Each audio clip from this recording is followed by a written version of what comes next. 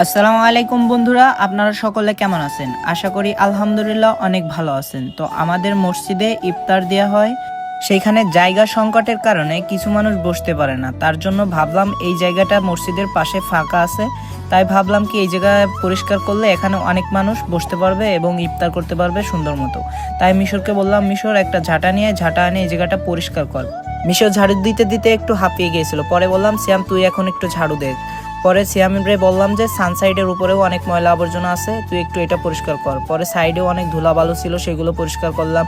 তার পাশেই কিছু ইট রাখা ছিল, পরে ডক্টর ঝটকা আর বাজিদকে বললাম ইটগুলো সরাই দিতে। পরে মোটর সেট করলাম, মোটর সেট করে দেখি পাইপ ছোট হয়ে গেছে। পরে মিশরকে বললাম, আরিফ কাকাদের বাসায় অনেক বড় মোটরের ফিতা আছে। পরে মিশর ছটপট করে দৌড়ে যে জলদি করে সেই মোটরের ফিতাগুলো নিয়ে আসলো। আনার পরে হাসিবুর আর মিশরকে বললাম কি যে তাড়াতাড়ি এটা সেট কর। সেট করার পরে মিশরকে বললাম দড়ি দিয়ে এটা অনেক শক্ত করে বাঁধ, যাতে করে পানিটা বের না হয়।